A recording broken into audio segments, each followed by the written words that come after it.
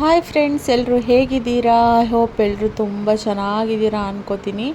ತುಂಬಾ long gap ಆದಮೇಲೆ ನಾನು ವೀಡಿಯೋಸ್ ಮಾಡ್ತಾಯಿದ್ದೀನಿ. ಎಲ್ಲರೂ ಇವತ್ತು ದೀಪಾವಳಿ ಹಬ್ಬ, ಹ್ಯಾಪಿ ದಿವಾಳಿ. ಎಲ್ಲರೂ ಹೇಗೆ ಆಚರಿಸ್ತಾ ಇದ್ದೀರಾ ದೀಪಾವಳಿ ಹಬ್ಬನ ಅಂತ ಎಲ್ಲರೂ ಕಮೆಂಟ್ ಮಾಡಿ.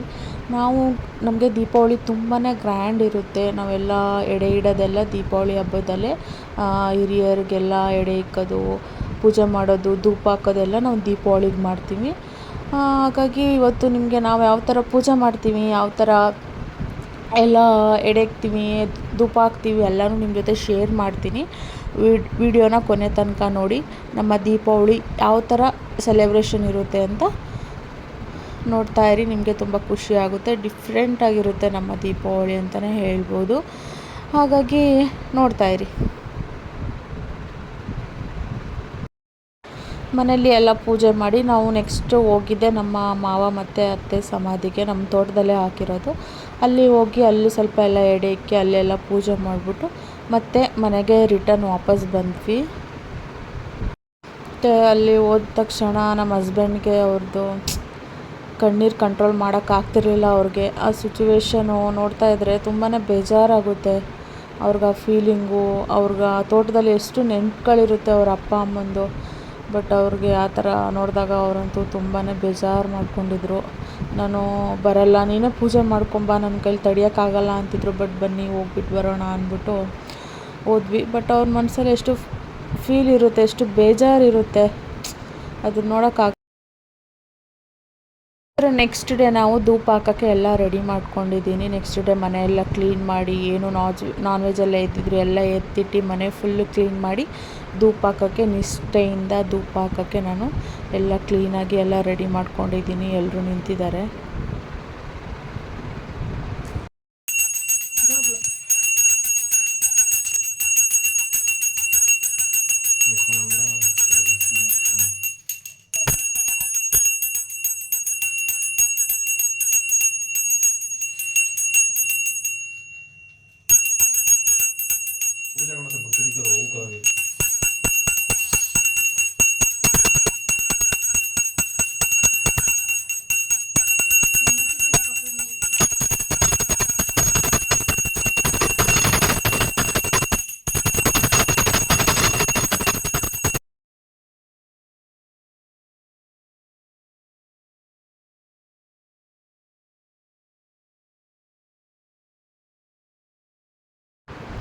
ಹಾಗೆ ಎಲ್ಲ ಪೂಜೆ ಮಾಡಿ ಎಲ್ಲ ಈವ್ನಿಂಗ್ ಎಲ್ಲ ದೀಪ ಎಲ್ಲ ಹಚ್ಚಿ ನಾನು ನಮ್ಮ ಊರಿಗೆ ಹೋಗಿದ್ವಿ.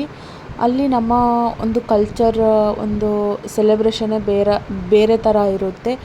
ಹೂವುಗಳನ್ನೆಲ್ಲ ಕಿತ್ಕೊಂಬಂದು ಎಲ್ಲರ ಮನೆ ಹತ್ರ ಸಗಣಿ ಇಟ್ಟು ಅದ್ರ ಮೇಲೆ ಹೂವು ಹಾಕಿ ಮಜ್ಜಿಗೆ ಹಾಕಿ ನಮ್ಮ ಒಂದು ಏನು ಹಾಡಿದೆ ಅದನ್ನು ಅಲ್ಲಿ ಹಾಡಿ ಮನೆ ಹತ್ರ ಹೋಗ್ಬಿಟ್ಟು ಈ ಥರ ಹುಡುಗಿರೆಲ್ಲ ಸೇರಿ ಮಾಡ್ತಾರೆ. ಅದನ್ನು ನೋಡಲಿಕ್ಕೆ ಎರಡು ಕಣ್ಣು ಸಾಲದು, ಅಷ್ಟು ಚೆನ್ನಾಗಿರುತ್ತೆ.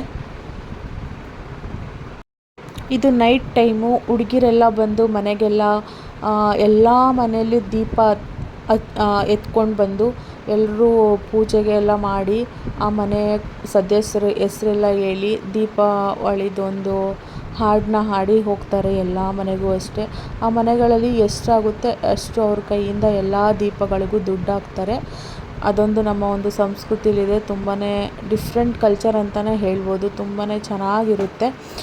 ಈ ಥರ ಎಲ್ಲ ಪೂಜೆ ಮಾಡಿ ಎಲ್ಲ ನೈಟೆಲ್ಲ ದೀಪ ಎತ್ತಿ ಎಷ್ಟು ಚೆನ್ನಾಗಿರುತ್ತೆ ಅಂತಂದರೆ ಅದನ್ನು ನೋಡಲಿಕ್ಕೆ ಒಂಥರ ಖುಷಿಯಾಗುತ್ತೆ. ನೋಡ್ತಾ ಇರ್ಬೋದು ನೀವು, ಚಿಕ್ಕವರಿಂದ ದೊಡ್ಡವ್ರು ಎಲ್ಲರೂ ಅಷ್ಟೇ ಎಲ್ಲ ಮನೆಗೆ ಬಂದು ಎಲ್ಲ ದೀಪ ಎಲ್ಲ ಎತ್ತಿ ಹೋಗ್ತಾರೆ.